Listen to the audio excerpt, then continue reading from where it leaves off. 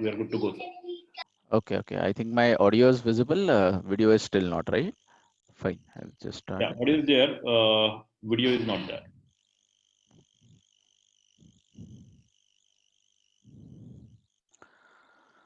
Yeah. Yes, perfectly You fine. there?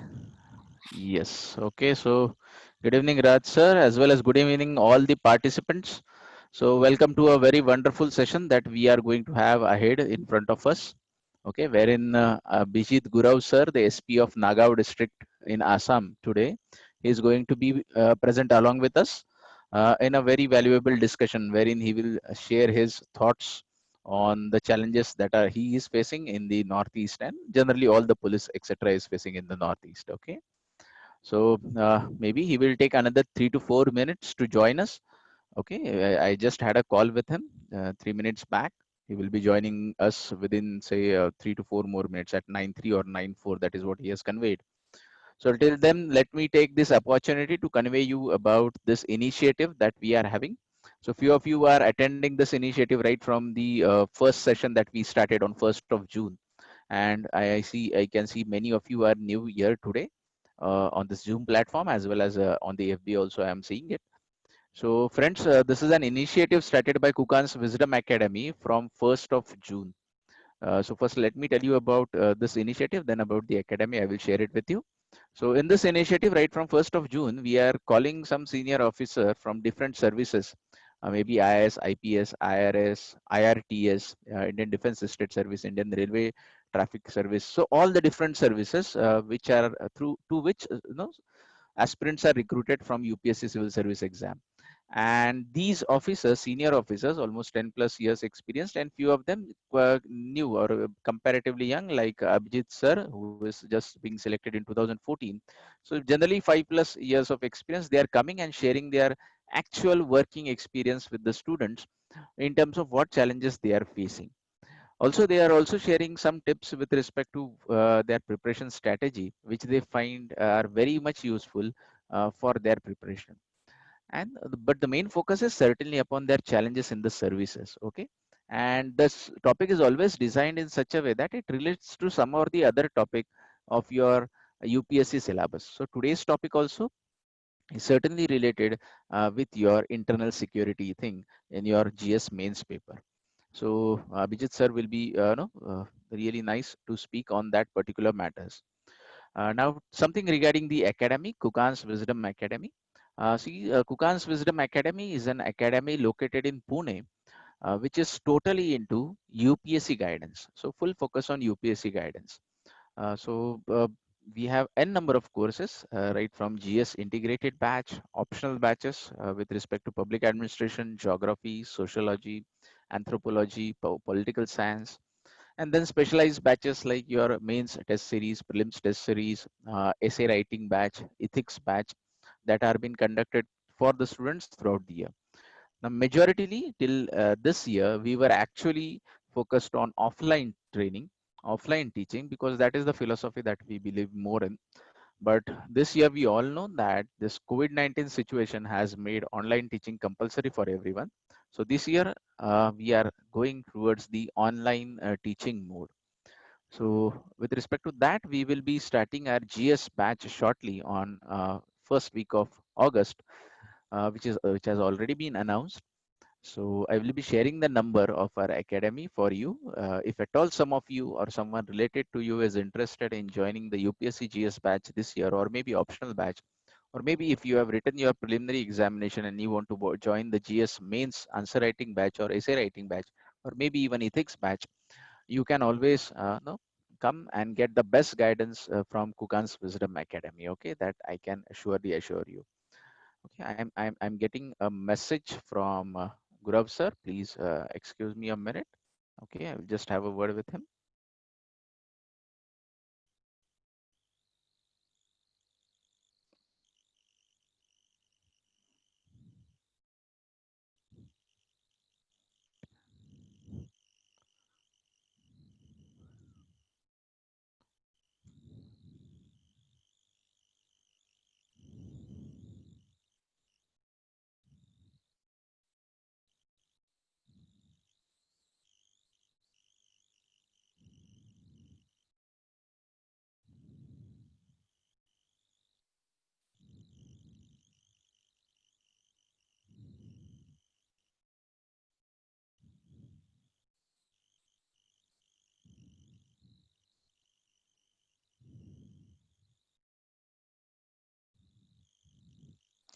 Okay, so Gurav sir is joining us. He will be there live at any moment. Okay, so till that time, as I was saying, so if at all any of you is interested in getting the UPSC guidance, the Kukan's Wisdom Academy is the best place for you. May it be with respect to your prelims preparation, mains preparation, or a particular module like say essay writing preparation or ethics preparation, or maybe your mains test series or prelims test series. Obviously, that won't be so early, right? So yes, we have Gurav sir with us. So good evening, Gurav sir.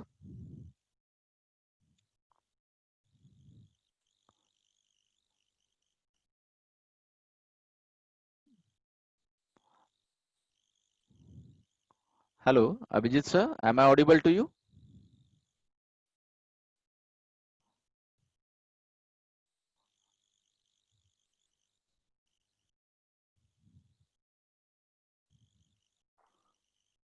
Am I audible? Yes, yes, yes. You are audible. Am I audible to you? Yes, yes. Okay, so good evening, Gurav sir, and a very warm welcome to you to today's session. And at this beginning only, I will thank you for taking out the time because out of your heavy schedule, right? All the COVID-19 situation and the flood situation in Assam, am quite aware of your hectic schedule, but still you found time and you have given your valuable time over here. So students, friends who are here on the Zoom as well as FB, it's really pleasure to invite Abhijit Gurav sir on this session. And I had just mentioned, as I just mentioned a minute before, uh, as to what he will be speaking on, right? So let me introduce him briefly to you before he takes over the platform. So Abhijit Gurav sir is basically a mechanical engineer from College of Engineering Pune, Government College of Engineering Pune, a very reputed institution throughout India. Uh, from there, he has done his mechanical engineering way back in 2005. And after that, he has worked in private sector, the IT sector, specifically for 6 years. So he was working in HSBC, and while working in HSBC, he had also gone on site to USA. I think for a period of 2 years he had stayed in USA. Then he came back. Then he resigned, and then he started his UPSC preparation. And I think he gave two attempts. After that, he again joined Oracle again as an engineer. And while working in Oracle, he was selected for his IPS in 2014. So that's very remarkable. He has had a very time bound approach, and within that time limits he has achieved his goal. So after being selected as an SP, he was posted earlier as an assistant SP in Khachar. I'm just taking you through his journey as an SP in Assam. Then he was posted as the SDPO at Kokrajhar, then additional SP at Udalguri, then special SP Special Branch Guwahati, then SP Border Guwahati, then SP Dima Housai, and presently he is the SP in Nagaon district of Assam. Now, quite a few might be aware that this Nagaon district is also having the Kaziranga National Park, which is world famous. And due to this flood situation, that some trouble is being seen in that park also, this national park. And Gurav sir is now so tackling this multiple issues. That is, one is COVID-19 and plus this flood situation. And in spite of that, he has found time, and today he is with us. So Gurav sir, I would request you to take the platform and start with your discussion. And after this discussion, students, it will be open for question hour session also. After sir shares his thoughts with all of us. Okay. So Gurav sir, you can please proceed. Thank you, Nikhil, for such nice words. And first of all, I would like to appreciate all the team members of Kukan's Wisdom Academy. In fact, I am discussing with you and Raj also. I am following your page. A lot of good webinars you have arranged over the last period of 2 months. A lot of good speakers have come. They have delivered lectures on different subjects. Some subjects are quite interesting, like when girls turns into a lady officer. Some subjects are like why I failed my first attempt. So this is a quite interesting initiative, and currently lockdown is going on. I think classes are not being conducted, physical classes are not being conducted. So in Very this true. scenario, these types of webinar and this type of interaction with officers will definitely help the UPSC aspirants which are following your page, which are following your webinars. So this is really good initiative. And this is really helpful considering the COVID pandemic is going on and everybody is anxious, everybody is tense. some depression is there, and specifically UPSC aspirants are considered. They are thinking that how will I cover my study, माझा अभ्यास कसा पूर्ण होणार, बाकीचे लोक काय करतायत.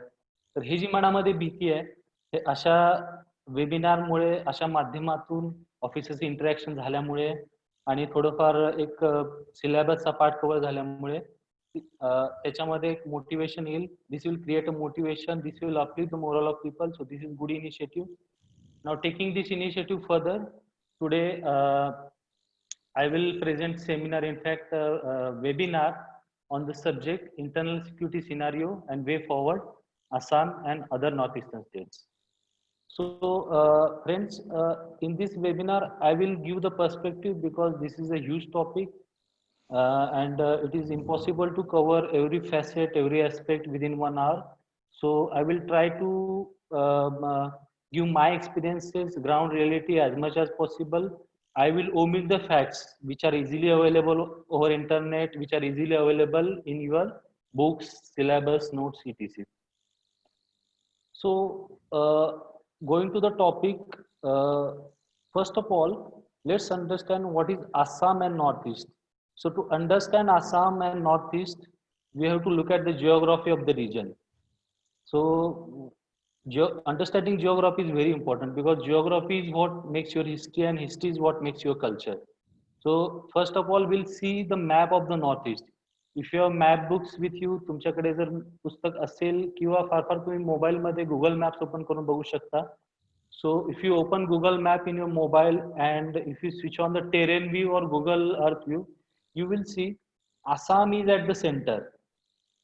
In the entire Northeast region, Assam is at the center and other states are at the periphery. Which are the other states? So first one is Meghalaya, which is on the southern side of Assam. Then there is Mizoram, Tripura, Manipur, Nagaland, Arunachal Pradesh, and of course Sikkim also. Sikkim is also part of Northeastern Council. So if you look at the map, you will find that Assam is a plain area. Assam is a plain area having low elevation and other states are hilly states. So this is the difference. So this difference also reflects in the culture, language, lot of other things. Assam being in the plain area, it is having humid climate and other states. Am I audible, Nikhil? Yes, you are audible. Fine. So Assam is a plain state. It is in the plain area and Brahmaputra, mighty Brahmaputra. Brahmaputra is called as a mighty river.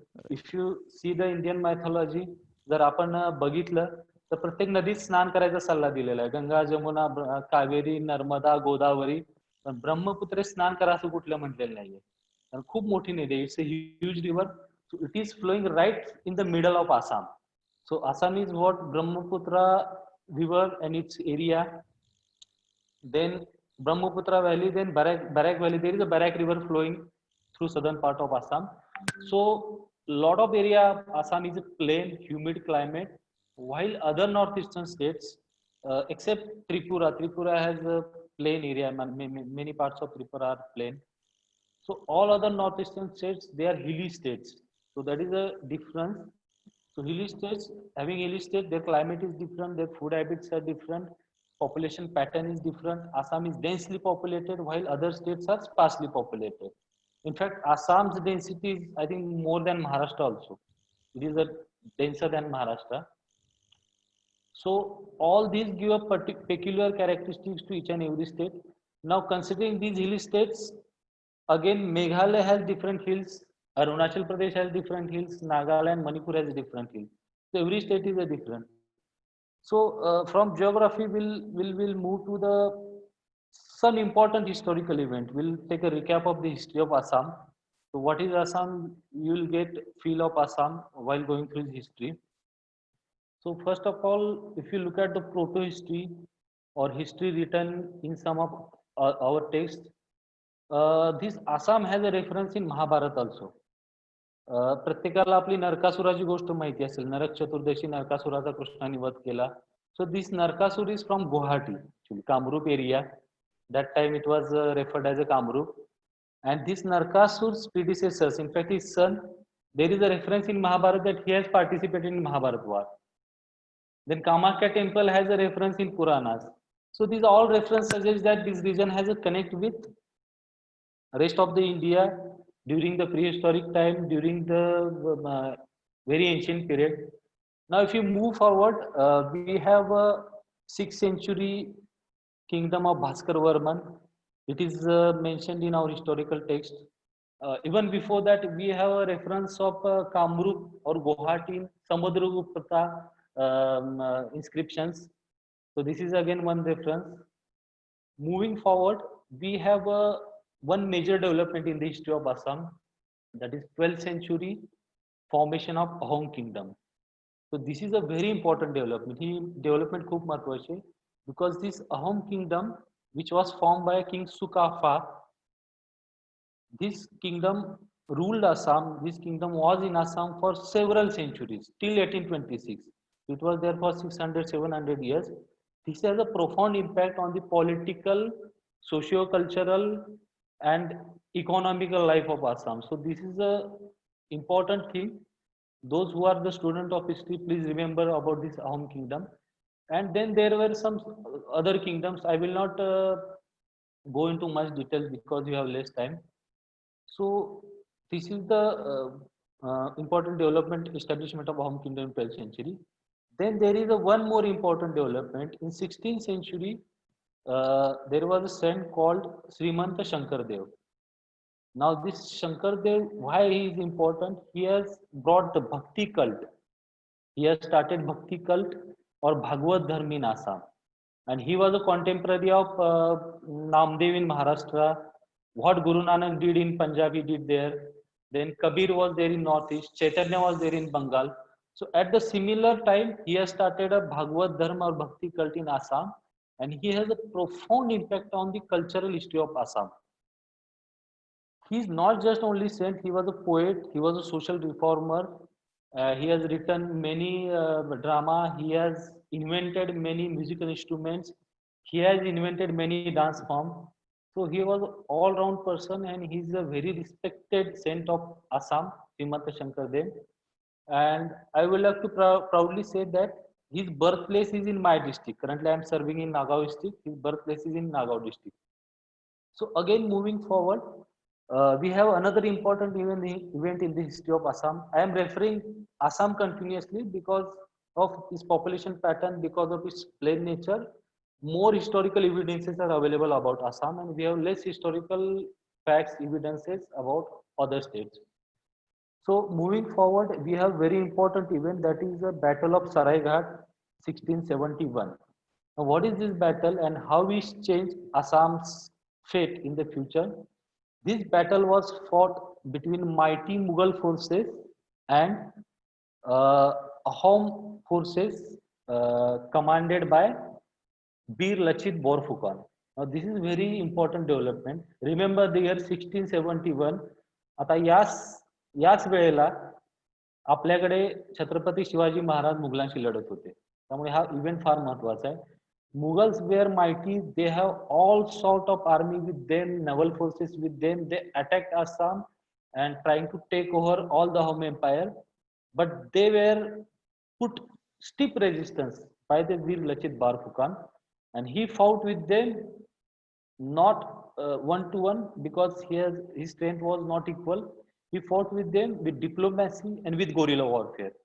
So this is very important development. Guerrilla warfare किंवा गनिमी कावा जो आहे तो महाराष्ट्रात होता शिवाजी महाराज आपले, आणि same तोच गनिमी कावा आपण बघतोय आसाम मध्ये वीर Lachit Borphukan. And this development very important in the history of Assam because this has sealed the fate of Mughal Empire. They never able to set their feet in the Assam again. They lost that battle. They were defeated by Veer Lachit Borfukan, and subsequently in some other battles after that they were lost from the Ahom forces. So this is very important event. Then moving forward, we have a important treaty, that is Treaty of Yadambu. This treaty was between British forces and Burmese forces, and this is very, very important because this treaty started British rule in Assam 1826. Why this treaty is important? Burmese forces attacked Assam and Assam, the ruler of Assam at that time, Ahom kings, they invited British. They told British that please fight Burmese forces. They have attacked us. Now British fought with the Burmese forces, and Burmese forces were retreated, and treaty was made with them, that is known as 1826 Treaty of Yadambu. Now this treaty has origin of Rohingya problem also, links with Rohingya problem also. I will not go into the detail. The interested people can go and read about it, how it is linked with the Rohingya problem, which is we are facing currently. Now this treaty firmly established or gave a 100% control to the British of the vast area of Assam and adjoining hill districts or hill states. So this has marked the start of Assam rule, British rule in Assam, and this rule was there till 1947. During this rule, what British did in Assam, it is very interesting. They built tea gardens, hundreds of tea gardens were there. They built railway, they built bridges, they exploited forest resources, they exploited coal resources. So all these things set up by British were not for the benefit of Assam, but this is for their own benefit. They have put the railway tracks, the railway lines, just to transport all the raw material from Assam to the British to ports available in present Bangladesh. Now, after this development, now we have got some idea of Assam. What is Assam? Because this history, very few people know, except history students of UPSC. Other people don't read, or it is not widely available. So that's why I just reviewed the history of Assam. Now, going forward, our topic is internal security scenario. I will first start with the insurgency because everyone connects Northeast with the insurgency. Everyone thinks Northeast means there is some insurgency, there are some problem going on, and which was fact just few years back. Right now, I can say that many states in the Northeast are peaceful. Even Assam is largely peaceful. So let's start with the insurgency. First state will take Nagaland. So Nagaland state insurgency problem goes back to the Simon Commission. Simon Commission came to India in 1929, and Nagaland has sent, or Naga people have sent special delegation to the Simon Commission about their problem. They met them and they told the Simon Commission that we want autonomy. आम्हाला वेगळं पाहिजे, आमचं राज्य किंवा आमचा भाग हा वेगळा द्या. तर तेव्हापासून ही सुरुवात होते ऑटोनॉमीची. मुव्हिंग फॉरवर्ड 1947 साली जेव्हा आपल्याला स्वातंत्र्य मिळणार होतं, त्याच वेळी नागा लीडर्सनी निगोशिएशन करण्यासाठी नागा नॅशनलिस्ट काउन्सिल, त्यांची जी पॉलिटिकल पार्टी होती, त्या पॉलिटिकल पार्टीने त्यांचे प्रतिनिधी पाठवले होते. कॉन्स्टिट्यूशन संविधानिक जी आपली असेंब्ली होती किंवा कॉन्स्टिट्यूशन असेंब्ली म्हणू शकतो. सो these Naga leaders sent their own delegation to negotiate with the Constitution Assembly, but this negotiation did not succeed.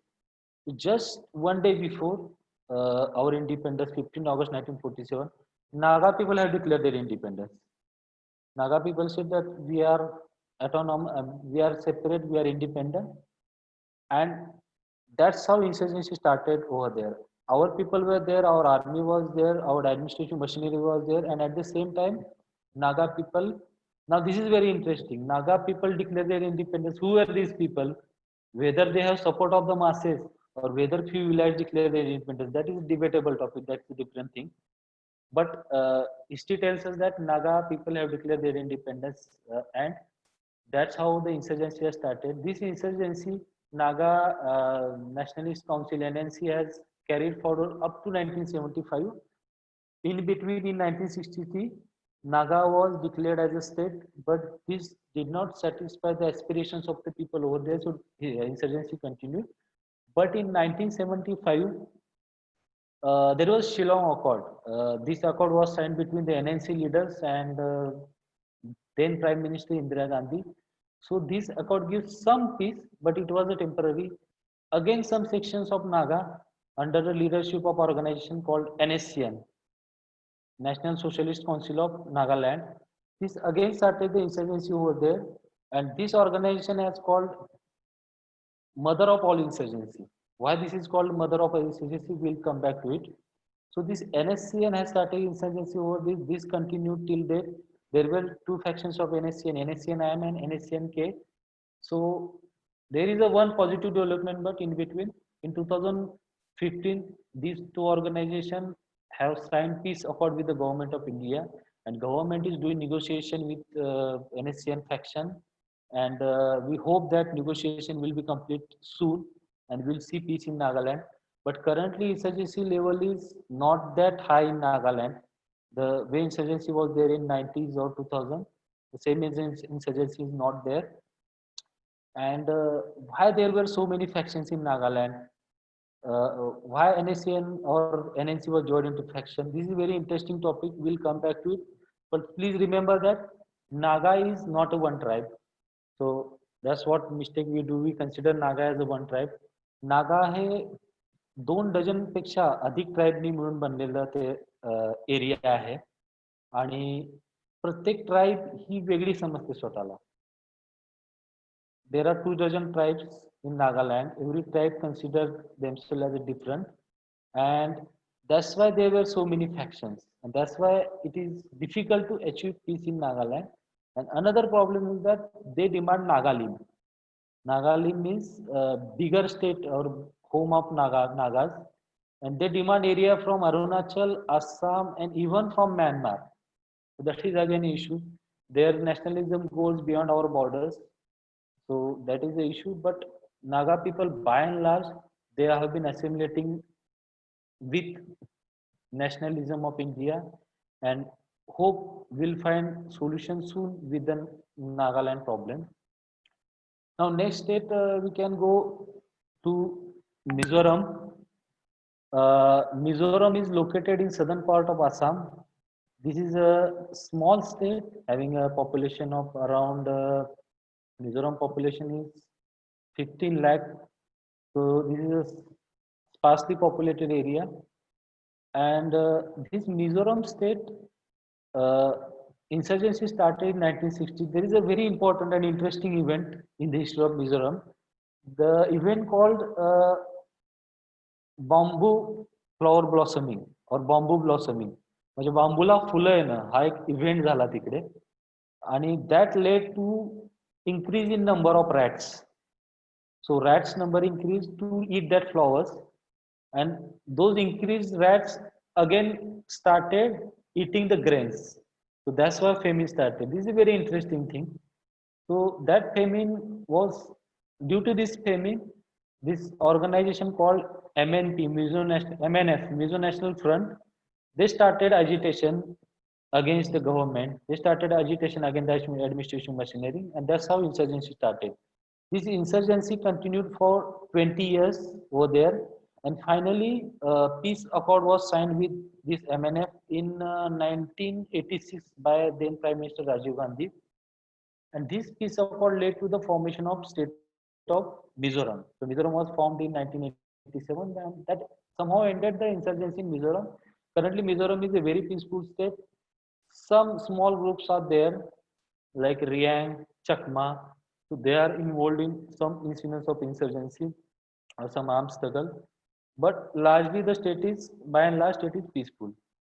Now let's move to another state, Meghalaya. Meghalaya also by and large peaceful, and it is, I mean, doing great in terms of its stable administration, in terms of law and order. So Meghalaya, nothing special is there to mention.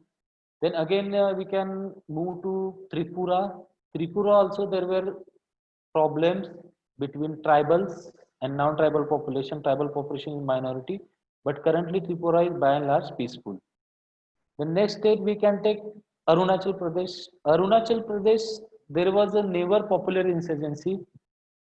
Insurgency was not backed by the people over there, so insurgency naturally died down there. So currently we can say by and large it is a peaceful state. Then again we can go to Manipur. Manipur has a similar problem like Nagaland. Manipur there were problem with annexation of Manipur at the time of independence. So insurgency started over there, and there are many groups in Manipur. That's why I am not taking name of one group. There are many insurgent groups in Manipur, but currently as of now in 2020 insurgency has came down sharply, and we can say that situation is improving in Manipur. Now, after all these states, I think we have covered everything except Assam, and of course, Sikkim is there. Sikkim is by and large peaceful, nothing special to mention over there. Now, after these states, let's come to the Assam. Assam is a populated state, and once upon a time, Assam included all the smaller states. Naga was a district in Assam, Meghalaya was a part of Assam, Mizoram was a district in Assam. So all these states were part of Assam. So Assam insurgency needs special mention. So in terms of insurgency, there are two groups in Assam. One is ULFA, United Liberation Front of Assam, and other is Bodo Insurgency, or we can say NDFB. NDFB is one of the group, but it was active for longer period. That's why I am talking about NDFB. NDFB long form in National Democratic Front of Bodoland. So let's first talk about ULFA, United Liberation Front of Assam. So how this ULFA started? We have covered history of Assam up to 1947. Let's check events after the 1947. What are the events happened in Assam? After 1947, there was NRC in Assam, 1951 NRC. Nowadays we hear about NRC in Assam, but in 1951 NRC was conducted in Assam. Then after that, there were problems in East Pakistan. Today's Bangladesh was East Pakistan up to 1971. After that, it became Bangladesh. There were problems between East Pakistan and West Pakistan. So there was a large scale migration from East Pakistan into the Assam. Neighboring state was Assam. Assam was bordering East Pakistan. So many people migrated into Assam. Migration started in 1950s also, 60s also. After 66, there were large scale migration. Migration continued up to 1971. After 1971 also, there were migration even after formation of Bangladesh. Now this migration led to unrest in Assam, because this migration somehow changed the demographic pattern in Assam, and this unrest led to the Assam agitation. Now this is very important development in history of Assam. Assam agitation started in 1980. They were there for 4 years up to 1984. There were large scale of agitations, student protests everywhere in Assam. So this agitation gave rise to a student organization, that is ASU, All Assam Student Union. This agitation gave rise to political party, that is AGP, Assam Gana Parishad, and this agitation gave rise to a ULFA, that is United Liberation Front of Assam. Though ULFA was formed just before the agitation, ULFA was formed in the Shivsagar district of Assam in 19, if I'm not wrong, 1979. They were formed over there, and this ULFA was at the peak of insurgency, at the peak of, we can say, their power in 1980s, 1990s. So to contain this ULFA, to contain the spread of this armed struggle, Government of India launched different operations like Operation All Clear, Operation Bajrang, Operation Rhino in different times of history. And all these operations led to weakening of ULFA. And there was a one important event in 2004 in the Dhemaji district that considerably and decreased the support of people to the ULFA. In that event, what happened? That ULFA planted a bomb, planted an IED during Independence Day function in Dhemaji, which killed many students, which killed many childs and teachers. That's turned tide. That event actually decreased support to the ULFA. Along with this event, other development, consistent operation by police, consistent operation by security forces, the ULFA insurgency drastically came down, and there were some factions in ULFA again. ULFA Pro faction is talking to the government. They are in peace. Many cadres of ULFA are surrendered. And right now in 2020, we can say that ULFA is limited to very few districts of Assam. Power of ULFA or ULFA is weakened. And I hope these fragments of ULFA will surely die down. And there will be 100% peace in Assam. So this is about ULFA. So another insurgent organization in Assam is NDFB, or we can say Bodo Insurgency. So Bodo insurgency needs special mention because we hear a lot of time we hear in our newspapers, in newspaper in Maharashtra, आपण बऱ्याच वेळेला ऐकतो कोकराझार हा शब्द बऱ्याच वेळेला ऐकतो. जो कोकराझार मध्ये बॉम्ब ब्लास्ट झाले, जो कोकराझार मध्ये इतकी लोक मेली वगैरे वगैरे. तर हे कोकराझार काय प्रकरण आहे? What is this Kokrajhar? This Kokrajhar right now is the capital of BTC, Bodoland Territorial Council. Now, what is Bodoland Territorial Council? The government of India has signed accord with this Bodo insurgent in 2003. The name of that Bodo insurgent organization is BLT, BLTF, Bodo Liberation Tiger Front. Government of India has signed accord with them, and that created autonomous council for the Bodo people, that is called as the BTAD. So this autonomous council was formed. So we'll go back to 1980s again. In 1980s, Bodo started their struggle or armed insurgency against the government of India. Their main demand was autonomy. First, their demand was formation of separate state. Then there was a demand of autonomy within the state of Assam. So from this Bodo insurgency, NDAB formed. NDAB also continued their insurgency against the government of India, against the Assam government, and this accord was signed in 2003. But this accord did not satisfy the NDAB. This NDAB organization still continued their agitation, continued their insurgency, and in 2020 we see that all the factions of NDP, there were many factions of NDP, all the factions of NDP have signed a peace accord with the government of India. So right now we can say that this Bodo insurgency front is by and large peaceful. So these are the two graded insurgents organizations of the Assam. Now Assam has many districts and many small insurgent organizations. Right now I can say that all these insurgent organizations are not very much active. So by and large Assam is peaceful. So this is the insurgency front of Assam. So let's move to the another problem regarding this internal security.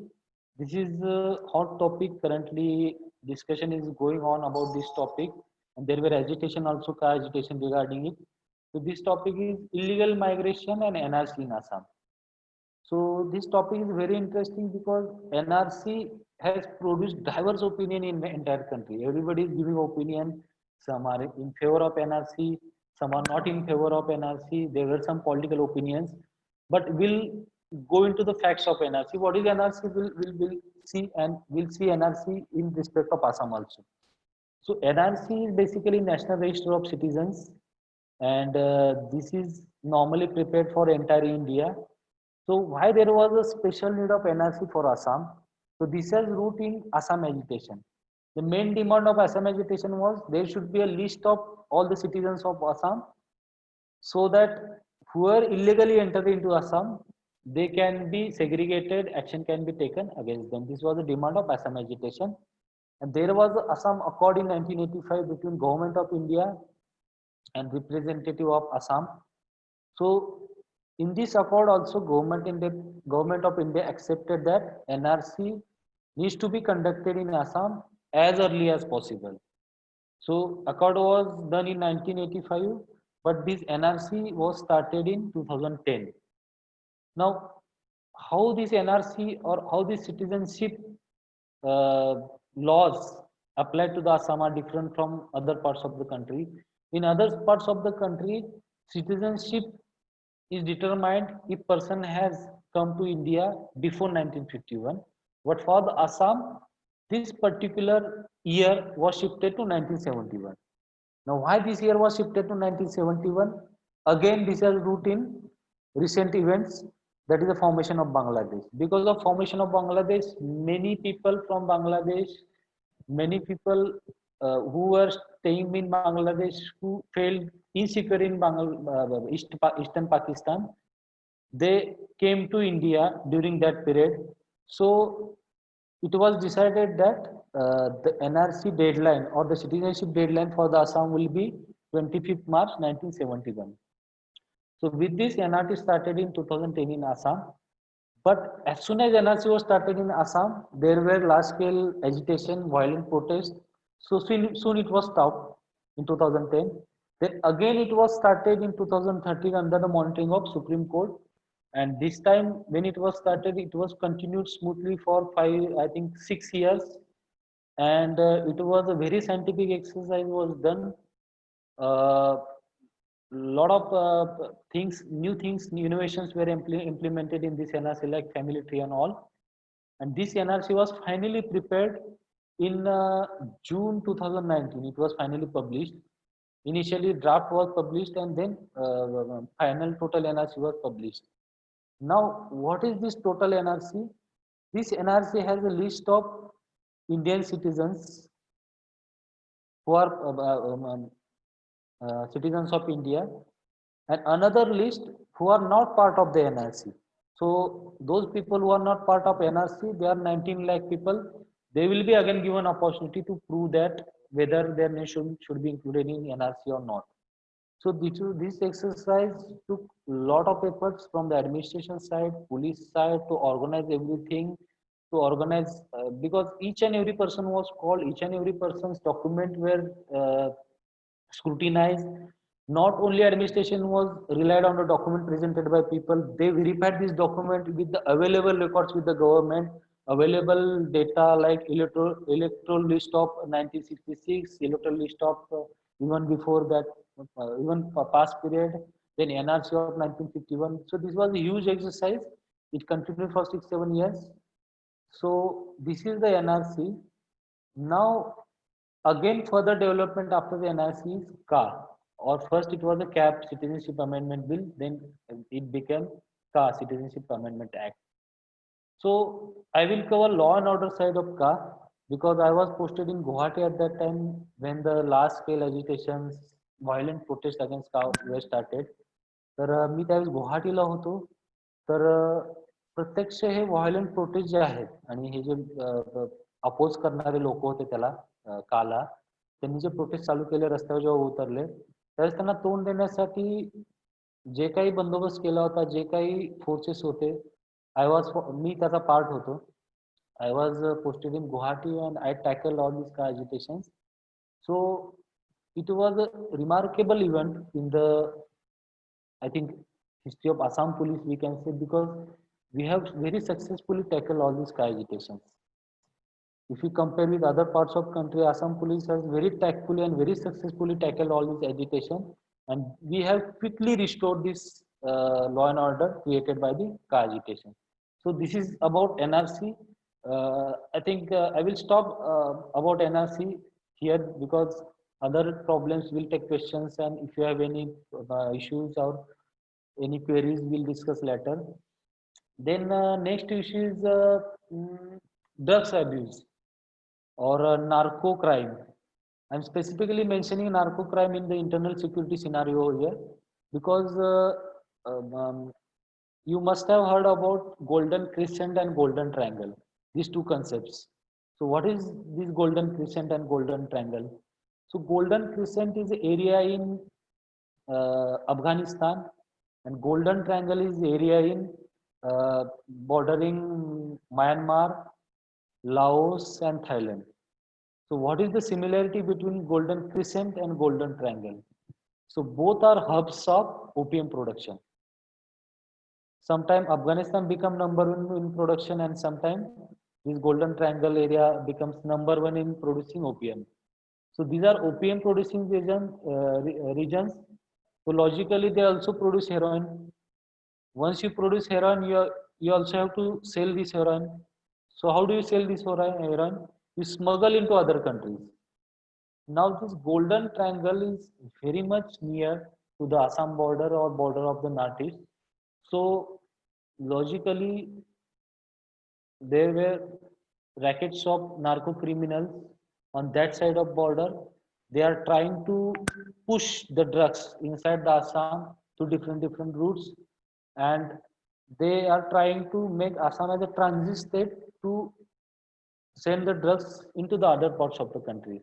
So this is also a challenge in front of Assam Police. We are doing a sustained operation against these drugs, and uh, we are hopeful that we will tackle this problem in the future. So this is about drugs problem. Then another area is wildlife protection and poaching. This is also important because the wildlife which is found in Assam, it is very unique. First, I would like to mention the rhino. The one horned rhino, almost all rhinos in the world, one horned rhino found in Assam. I think 97% or more than that, they are in Assam only. And in Kaziranga National Park, there are 2,400 rhinos. So, and I would like to say that this is very sustained effort by the forest department and backed by the police department. The rhino numbers are increasing.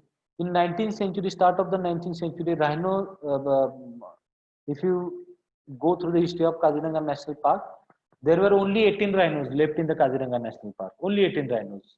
So from 18 rhinos, now there are 2,400 rhinos. And in all other parts of the world, I'm again repeating, these rhinos were found in the medieval period or in the ancient period. These rhinos were there in all over the world, many parts of the world, I can say, but they were extinguished over there. They were brutally killed. Why they were brutally killed? Just for the horn of rhino, because one horn of rhino cost. I mean, it fetches price in the illegal market or smuggling market around 1 crore or more than that, 1.5 crore also. So just for the rhino horn, rhinos are getting killed, and rhino is an animal which has a very weak vision. I mean, if you go near the rhino, it is difficult for rhino to recognize you also. So these rhinos were killed in different part of world, but Assam is protecting its rhino. Rhino is the pride of Assam, and there are 2,400 rhinos. So this wildlife problem and poaching, it is mainly related to rhino and some other species like wild snakes, some reptiles, and some turtles are also there, which are smuggled into other territories. So this is very important, and in fact, I would like to say that Kaziranga, I mean, majority part of the Kaziranga falls under my district, Nagaur district. So we daily do operations, we daily do planning how to tackle with the poachers. And I would like to say here, I would like to share one fact that from last 1.5 years, there was no single poaching in Nagaur district. Earlier, there were many instances of poaching, but we, with the help of forest department, with the help of different forces, are tackling this poaching angle. We are doing sustained operation against these poachers. So I think there are some other issues, but because of time, I will not cover here. We'll just move to question answers, or Nikhil will take, you can take over. Okay, so thank you, Guru sir. That was very insightful talk, and specifically you mentioned about the rhinos, 18 to 2,400. That's really a great achievement for the forest department in Assam as well as the police forces which are supporting them. I mean, I was also certainly aware that such wonderful job was going on there, but wasn't sure about the numbers. Now, when the numbers are coming in front of us, now that's really remarkable. Okay, and with the special thing that you mentioned within last 1.5 years, no poaching has occurred in your tenure. Now that's again a remarkable thing. So really congratulations for that, sir. So students, now the session is open for question answers. So if at all any of you have any questions, you can either type them in the chat section or the question answer session, or you can also raise your hands. Those of you who are there on the Zoom, you can raise your hands and you can directly ask the question to Gurav sir.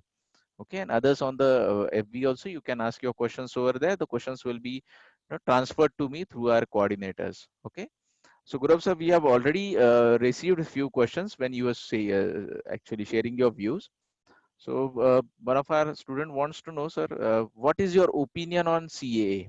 It has caused lot of turmoil throughout India. So please share your opinion on CAA.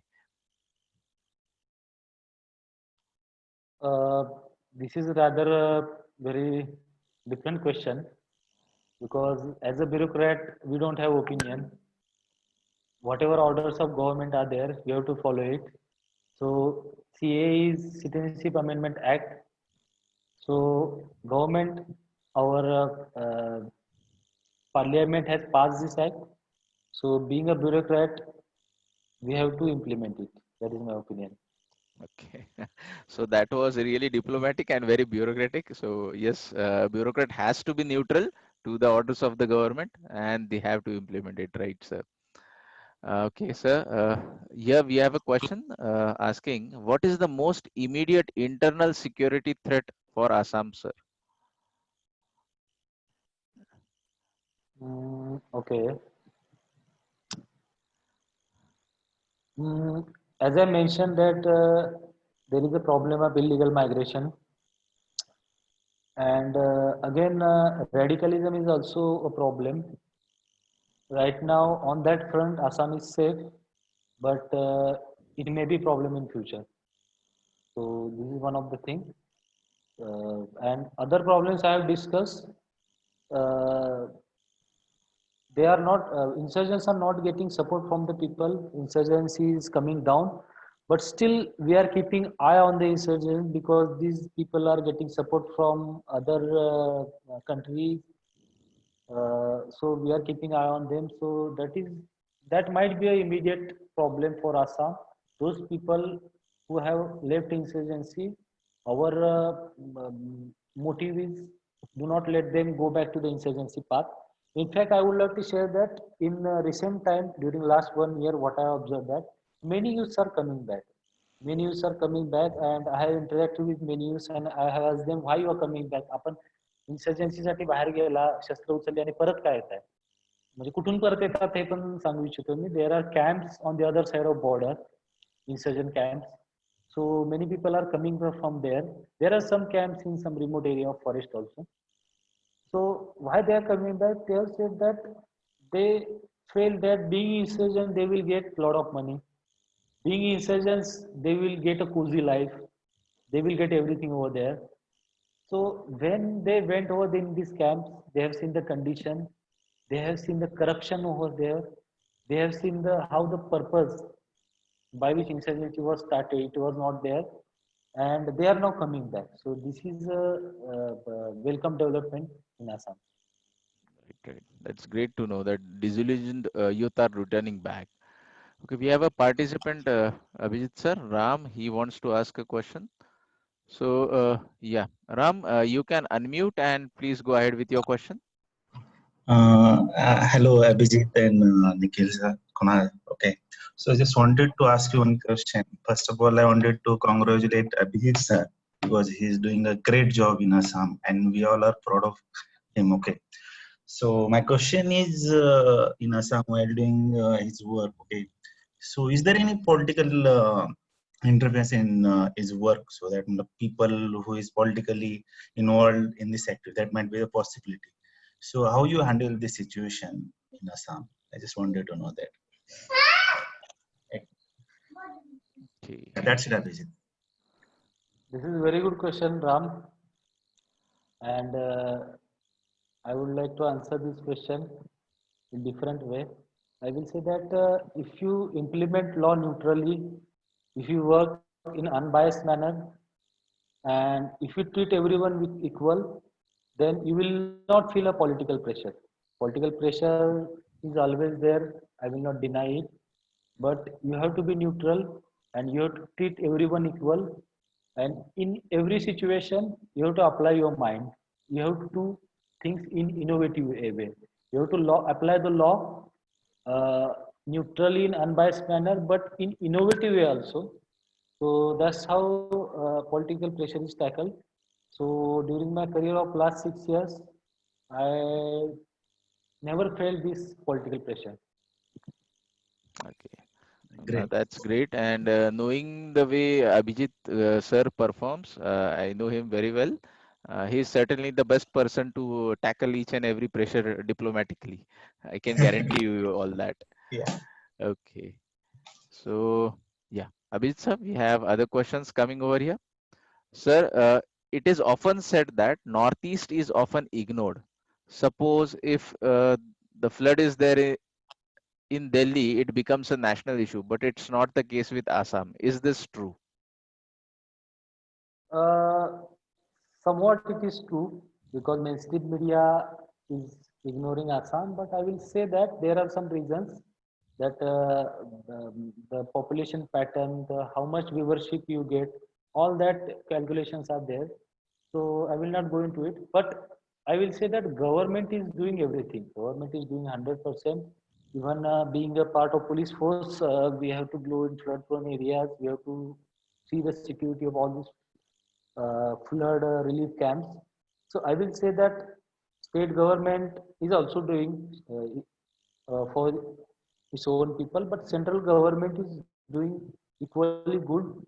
It was doing in the previous period also. It was doing in this period also. This flood also. So ignorance part is from the, we can say, social media or mainstream media, but normally we are getting all help over here, so there is no problem at all. Okay. That's nice to know, and hope within short span of time, Assam is also gets integrated in terms of news with the national media. Okay, and hope Gaurav sir will be instrumental in that too. Sir, is insurgency in Northeast India fueled by China? Now, some sort of direct question. Okay, there were some instances where insurgents were held by the foreign powers, some other countries. So we are looking into that angle. But right now, we can say that insurgency is dying down. They are not getting that much help. So we cannot directly say that they are getting help from this country or that country. And many insurgent organizations, they are in peace talks. So if you Google it also, if you see the insurgency news in Assam, insurgency news in other parts of Northeast, you'll find very few news, very few problems are coming out there. So right now, I will say that we have to look Assam or other northeastern state not from the insurgency angle, from the developmental angle, from other problems. And I'm proudly I would like to proudly say that many aspirants from Assam as well as other northeastern state performing very good in UPSC civil services exam. Lot of people we are seeing officers from native land serving in Assam. So this is an important development. So my request is to all the people that let's look at Northeast from different perspective. Let's look at Northeast from uh, perspective that what is the film industry of Northeast? What is the culture of Northeast? What is the cuisine of Northeast? What are the places, tourism places to visit in the Northeast? If you look from that angle, the North is very good. There are very good places. All are welcome. I am currently serving in Nagaon district. Uh, Kaziranga is a part of Nagaon district. There are many tourism spots in entire Assam, Northeast. All are welcome. That's great. Assam to be a next favorite tourist destination. That would be really a welcome step. Okay, Abhijit Gaurav sir, would like to know from you something about the APSA. There was a lot of hue and cry with respect to that earlier. So a question has been raised, sir. What is your view about the APSA, since military is also involved over there in solving the insurgency? So how do the police and military, they coordinate, and your views about APSA? No, I will say that APSPA, if you read the history of APSPA, how it is implemented in Assam, how it is implemented in different parts of India, you will find that as an immediate measure, APSPA was implemented, and there were legal protection also given to the people from the APSPA. Even there is a 2016 judgment of the Supreme Court regarding APSPA, and some protection was given to the people. And whatever I find in Assam, I worked closely with army. I worked with different battalions of army. Even police is doing primarily doing anti-insurgency operation in different parts. I was a part of anti-insurgency operation in Kokrajhar, for brief period in Dimasao, in other Bodo areas. So I feel that army is working very professionally. They are working within the legal bounds given to them, and even there were some allegations, but inquiry is going on in that allegation.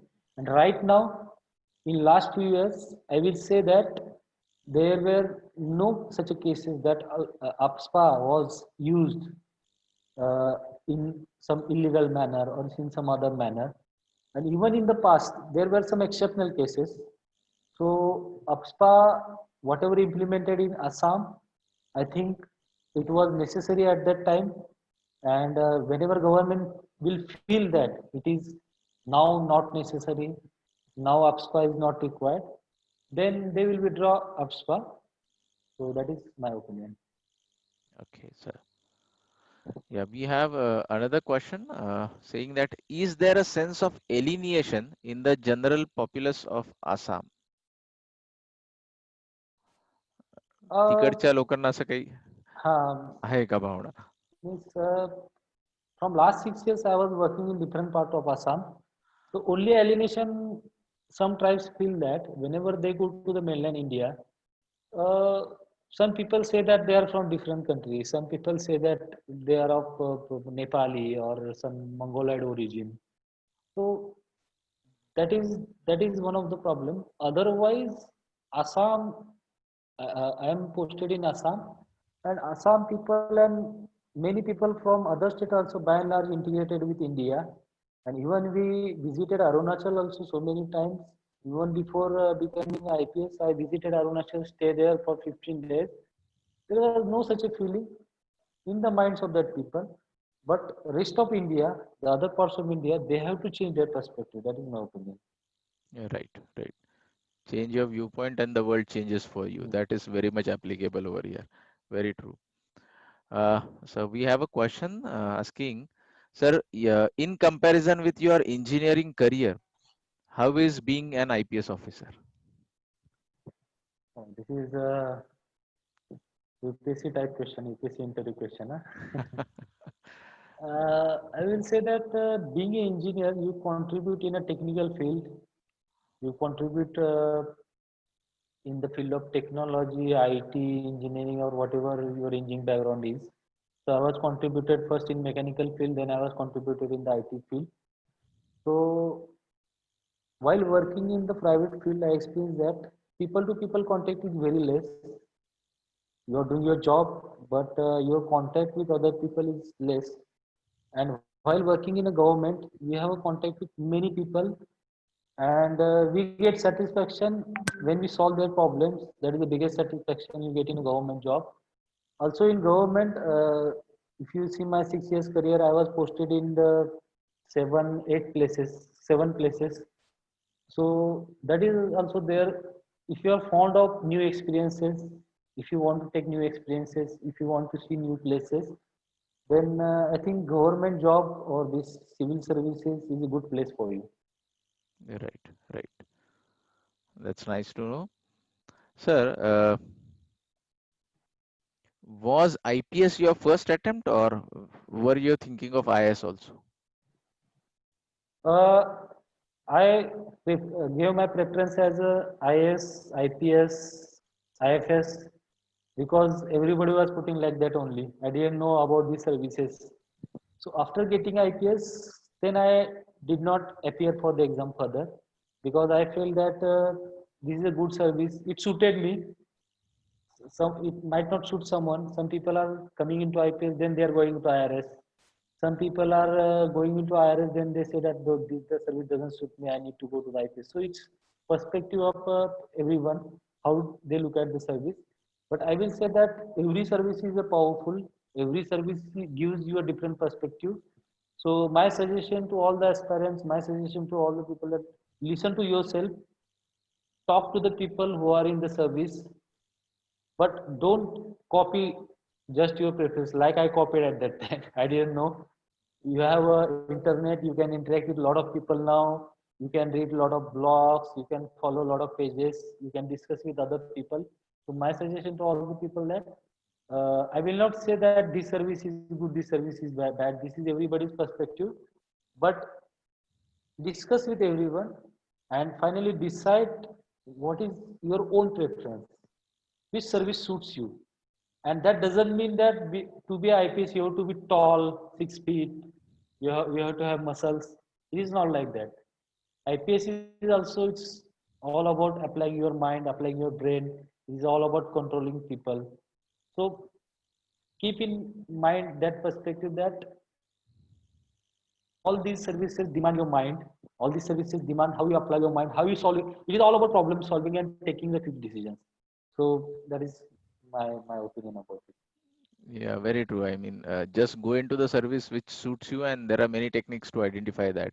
And as sir said, a lot of things are available on the internet, and I can assure you this lecture series is one of that. Okay, because we are having officers from different fields coming over here and interacting with you on every weekend, on Monday of every week.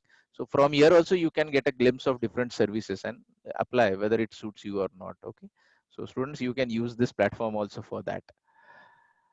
Acha. Sir, another question. Sir, to oppose CA, people often say that you need to show your documents of your grandfather in the entire process.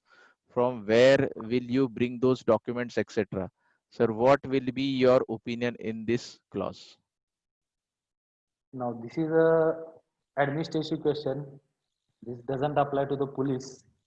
So commenting on this question or answering this question will be immature for me. So there is a whole lot of procedure over there. Whatever you said that show me document like this, there is a procedure. This is a law. Whoever has asked this question, please read the law. CA law is available online, available on the government media site.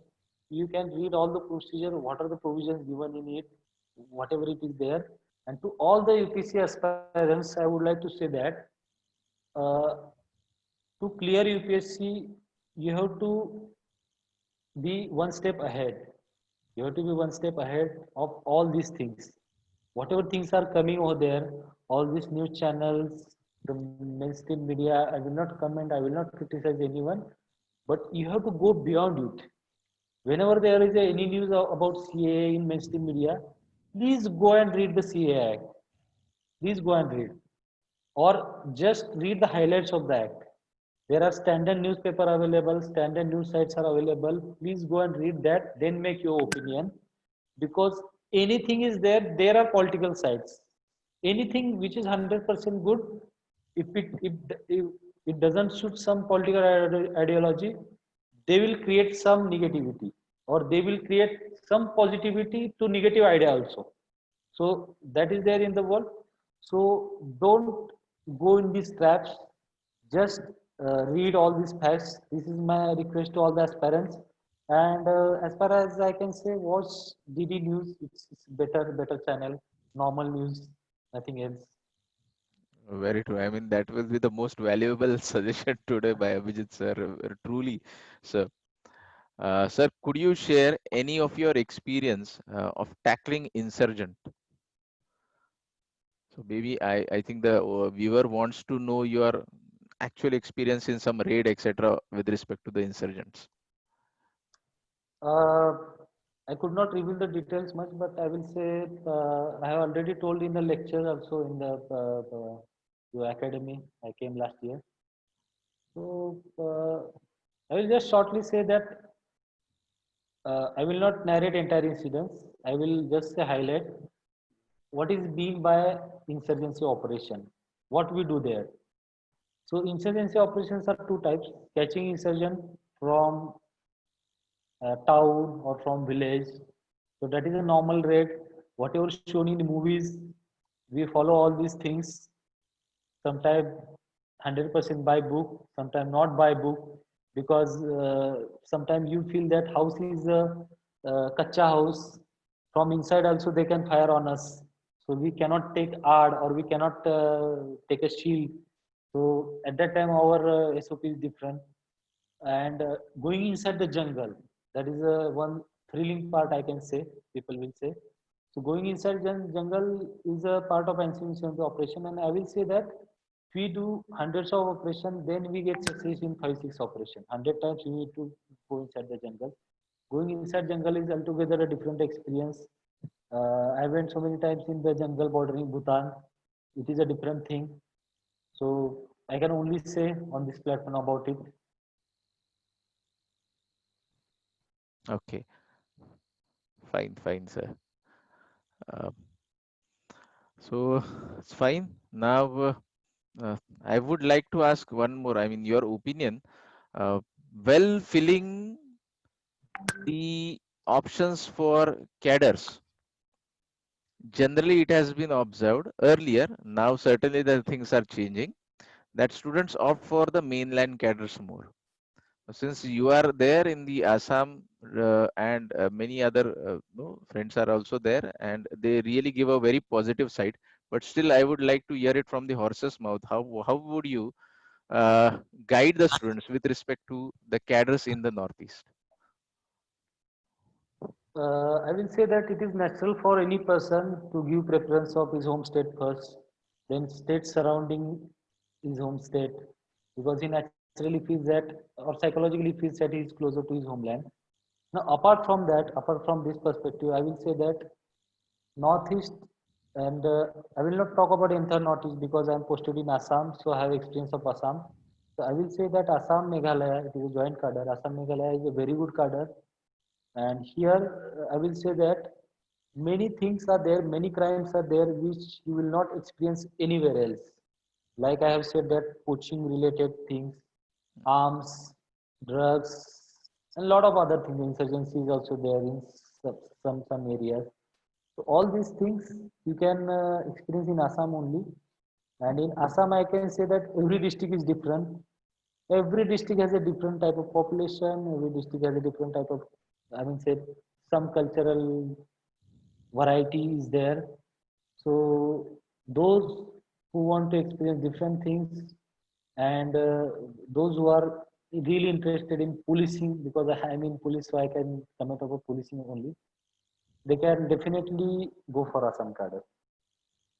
Okay, fine. So that's a welcome from Abhijit sir for all of you who want to get into Assam. Okay, sir. We have one more question from the viewer.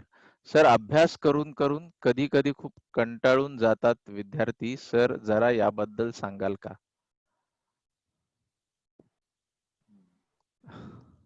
कंटाळा तर Motivation. मलाही येतो. कंटाळा सर्वांना येतो. मी आता मराठीत प्रश्न विचारला, मराठीत उत्तर देतो. कंटाळा सर्वांना येतो, पण ब्रेक जे तुम्ही अभ्यासाच्या मध्ये घेता ते थोड्या वेळाचे घ्या. कारण कधी कधी असं होतं की 2 तास 3 तास अभ्यास केल्यानंतर कंटाळा आला आणि ब्रेक घेतल्यामुळे ब्रेक खूप मोठा लांबतो. आणि जो ब्रेक घेताय तुम्ही, तो ब्रेक असा घ्या की तुमचं मन जे आहे ते एकदम दुसरीकडे रमणार नाही. म्हणजे ब्रेक म्हणून एक पिक्चर बघायला घेतला तुम्ही, कधी कधी असं होतं तो पिक्चरच आठवत राहतो आपल्याला दिवसभर, डोक्यात तो राहतो. मग थोडंसं हे पाळा की ब्रेक जो घेताय त्याच्यामध्ये आपण थोडंसं घरच्यांशी बोललं, मित्रांशी बोललं, थोडं आता बाहेर फिरणं शक्य आहे की नाही पुण्यात माहित नाही मला. नाही, पण पुणे तर अवघड आहे सध्या. अवघड आहे सध्या बाहेर फिरणं. बाहेर फिरला तुम्ही, मित्रांशी बोलला, तर माझी स्वतःची फिलॉसॉफी सांगतो की छोटेसे ब्रेक घ्या तुम्ही, कंटिन्युटी लूज होऊ देऊ नका. कारण बऱ्याचदा तुम्हाला असं जाणवेल की सुरुवातीला काही विषय असे असतात की जोपर्यंत समजत नाही तोपर्यंत कंटाळा येतो. कंटाळा त्यावेळी येतो ज्यावेळी तो विषय आपल्या डोक्यात घुसत नाही, समजत नाही, त्यावेळी कंटाळा येतो. आणि UPSC मध्ये खूप वाचन करावं लागतं. एखादा विषय समजण्यासाठी खूप वाचन करावं लागतं. जेव्हा तो विषय तुम्हाला समजेल, ज्या विषयाची गोडी लागेल, त्या विषयातल्या चांगल्या गोष्टी कळायला लागतील, त्यावेळेस तुम्हाला निश्चित मग ते अभ्यास हा आनंद तयार होईल मग हळूहळू. मला वाटतं हे करा की जास्त मोठे ब्रेक घेऊ नका, छोटे छोटे ब्रेक घ्या. Right. Fine. So I think that's all. We had a lot of questions and इथले पण तुम्ही आन्सर केलेत आणि जे माझ्याकडे आले तिथेही आलेले आहेत.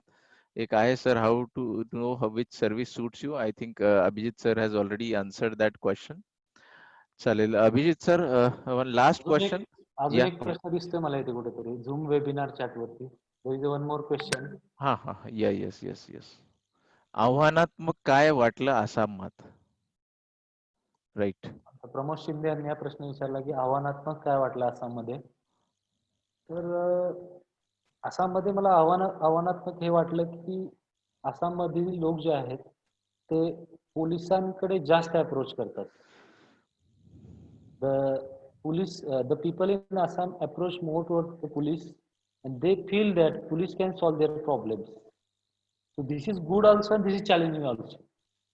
So in Assam, many people directly come to the SP for all their issues, small issues also. They directly bypass police station, come to the SP, and they say that इथे तो होबो लागिबो, आपण करिबो लागिबो, म्हणजे आपण करायलाच पाहिजे हे.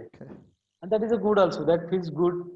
And people, लोक तुम्हाला त्यांच्या कुटुंबाचा पार्ट समजतात, प्रॉब्लेम सॉल्व्ह केल्यानंतर त्यांचे म्हणजे एकदम हा एक चांगला एक्सपिरियन्स आहे.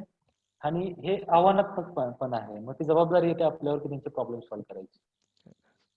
Great great. पण असं मग ह्याच्यातून हेही दिसतं की आसाममध्ये पोलीस खूप ऍक्सेसिबल आहेत. SP सारख्या दर्जा आसाममध्ये पोलीस ऍक्सेसिबल आहेत हे मी म्हणू शकतो. आसाममध्ये जर सिरियल बघितले तुम्ही, कुठलेही आसामीज चॅनल लावा, तुमच्या घरी जर डिश टीव्ही असेल, डीटीच असेल, तर आसामीज चॅनल किंवा नॉर्थ ईस्ट म्हटलं तर आसाम चॅनल येतील. त्याच्यामध्ये काही सिरियल दिसतील तुम्हाला. सिरियल मध्ये पोलीस हा असतोच. अच्छा, प्रत्येक सिरियल मध्ये पोलीस हा एक कॅरेक्टर आहे, म्हणजे 90% सिरियल मध्ये. त्याच्यावरून मला कळतं की आसाममध्ये पोलीस हे पॉप्युलर आहेत. Great great, that's great sir, great. ठीक आहे सर, क्वेश्चन्स आपले झालेले आहेत. एक मला जाता जाता तुम्हाला असं विचारायचं आहे की मुलांना शेवटी आता यावेळेस पण प्रिपेअर करणारे विद्यार्थी आहेत आणि ह्या कोविड-19 सिच्युएशन मुळे त्यांचा खूप सारा वेळ वाया गेला. टांगती तलवार होती, परीक्षा होते की नाही, होत असेल तर कधी होईल, असं करत करत शेवटी 31 मे ची परीक्षा ही 4 ऑक्टोबरला अनाऊन्स झाली. सो आता 2.5 महिने आहेत त्या विद्यार्थ्यांसाठी.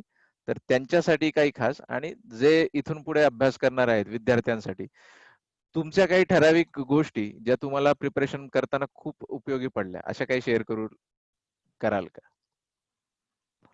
Some points which were very much useful for you during your preparations.